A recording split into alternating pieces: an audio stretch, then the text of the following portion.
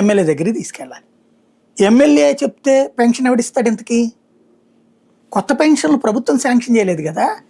చచ్చిపోయిన వాళ్ళ ప్లేస్లో వాళ్ళ ఆవిడ తప్పించి ఇంకో ప్రొవిజన్ లేదు.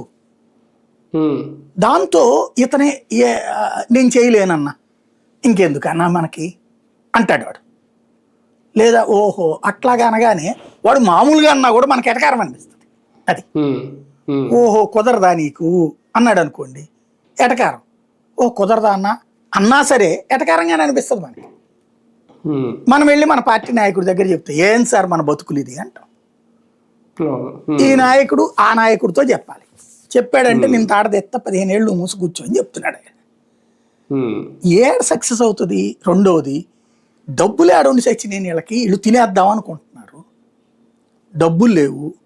ఆ వచ్చే 10 రూపాయలు వస్తే ఆ 10 రూపాయలు తెలుగుదేశం వాళ్ళు పంచుకుంటున్నారు.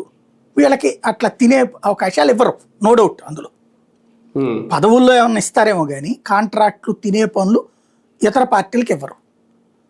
ఇప్పుడు తెలుగుదేశం ఎమ్మెల్యే ఉన్న చోట జనసేనోడికి కాంట్రాక్ట్ ఇస్తారా? జనసేన ఎమ్మెల్యే ఉన్న చోట మళ్ళీ తెలుగుదేశం వాడు కాంట్రాక్ట్ తీసుకుంటారు. అది కదా గొడవ ఇక్కడ.